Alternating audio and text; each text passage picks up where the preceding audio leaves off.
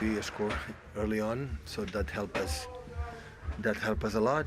But always here, and the game is never end until you score the third or the fourth. I think in the first half, I think they had 3 efforts at goal and scored 2.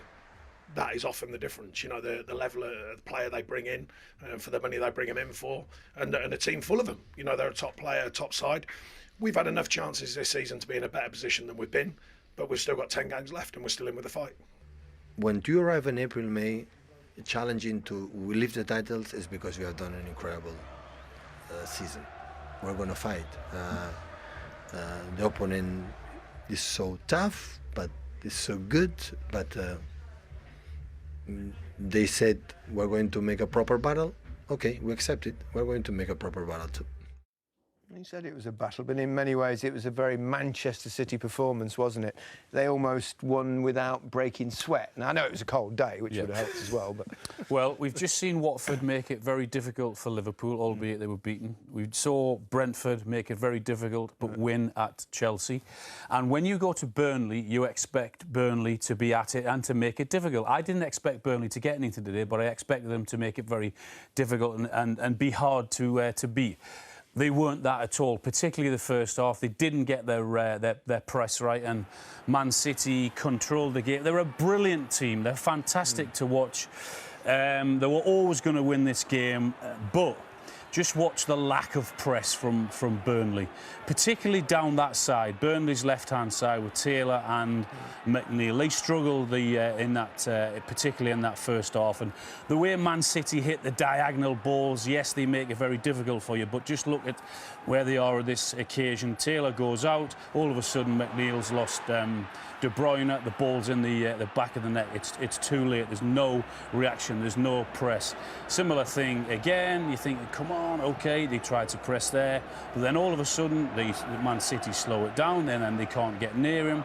Then that side again, the way they work the ball. Then they switch the ball, and McNeil gets found out again on there. He loses Sterling, that eventually comes back to Rodri on the edge of the box, and he gets his shot away into Pope. But I'm thinking, come on, it's Manchester City. Go and press them. Stick together. Go after them if you have to in 3s and 4s. But as I said, they just couldn't get near them. Same side again. You're looking at Taylor. He's pointing down the side. It's brilliant play from magnificent players. The way they work it. The little 1-2. They give the goal. It's too late reaction, and it's in the back of the net. And that's why McNeil, I think, took off at half-time, because him particularly, he wasn't at it in that first half. OK, right. Here we go. Title race. It's tight, very tight. Let's have a look at it.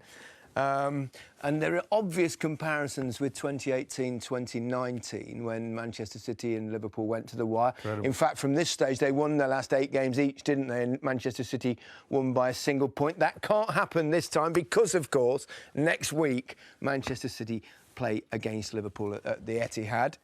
Micah, how do you feel? Do you think City are going to hang on to it? Yeah. I Two do, great sides. Just because I think these are two of the best sides we've ever seen in the Premier League. And Man City, a couple of seasons ago, when they got 100 points, and Liverpool narrowly missing out by a point. Yeah. At that sort of numbers, you would win the Premier League. So we're two great teams, but I just feel Man City have the edge, because the game next week is at the Etihad. Liverpool have only won once in the last 10. At the Etihad. Are you trying to jinx it? You told me that earlier. And but I didn't want to say it on air. I know you didn't want to say it because you thought it would jinx it. And now you're accusing me of trying to jinx it. I'm just giving you a fact. Well, facts are facts. And I think Liverpool obviously outstanding, but I just believe... Well, another fact is I'm so surprised he thinks Man City are going to win it. He might jinx it. The standard of football from these two football clubs over the past few years has been ridiculous. So he's going for City, I'm going for Liverpool. Just because he's going for City, or because you think it will be? Because he wants to say the opposite he wants to him. the Liverpool fans to like him, that's why. Alan, why do you hate Manchester City so I don't know exactly. Biased again. I'm not an ambassador for City, that's why. We'll move on. With no trophies left to win,